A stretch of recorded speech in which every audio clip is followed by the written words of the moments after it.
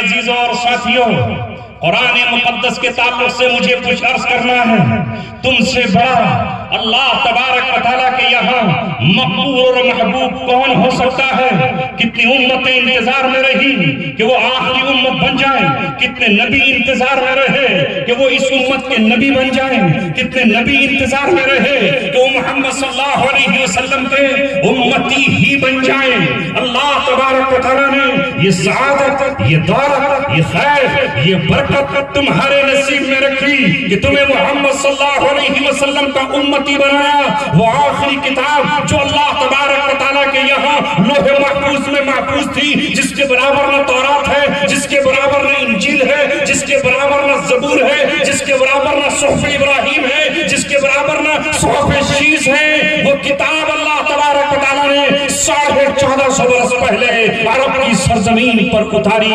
کیا خوش نصیب تھے وہ لوگ جن کے سامنے قرآن اتر رہا تھا۔ اسی وقت دو گروہ بن گئے تھے، ایک گروہ تھا خوش نصیبوں کا اور ایک گروہ تھا بد نصیبوں کا اور حرما نصیب۔ کون تھے خوش نصیب؟ جنہیں آپ صحابہ کہتے ہیں،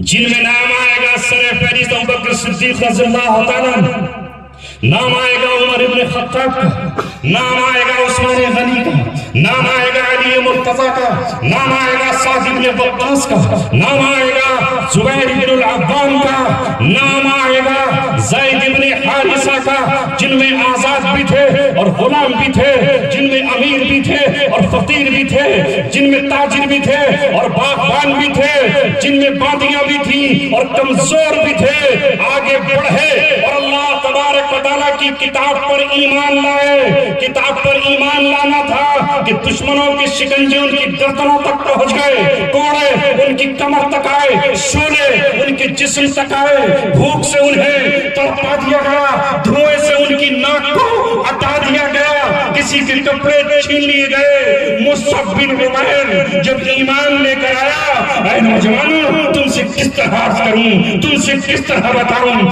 دل زخمی ہے، جگر زخمی ہے، جگر زخمی ہے، سب کچھ تو زخمی ہے، مرہم کہاں سے لاؤں؟ اس زخمی دل کو تمہارے سامنے رکھتا ہوں تاکہ تم مرہم رکھ دو۔ ان آنسوؤں کو پوچھنے کے لیے اپنی کوئی چادر، کوئی رومال دے دو۔ 7 سال تک مستقل تاریکیوں میں، تنہائیوں میں، سب سے جدا صبح شام اپنے آنسوؤں سے وضو کرتا رہا، اپنے آنسوؤں سے آستینوں کو بھگوتا رہا، زمین پر آنسو ٹپکاتا رہا، زمین کو آنسوؤں کا گواہ بناتا رہا۔ مسکرانے کی چند گھڑیاں ملی ہیں تو تمہارے درمیان آتا ہوں، مگر تم چاہتے ہو کہ پھر رونا ہو۔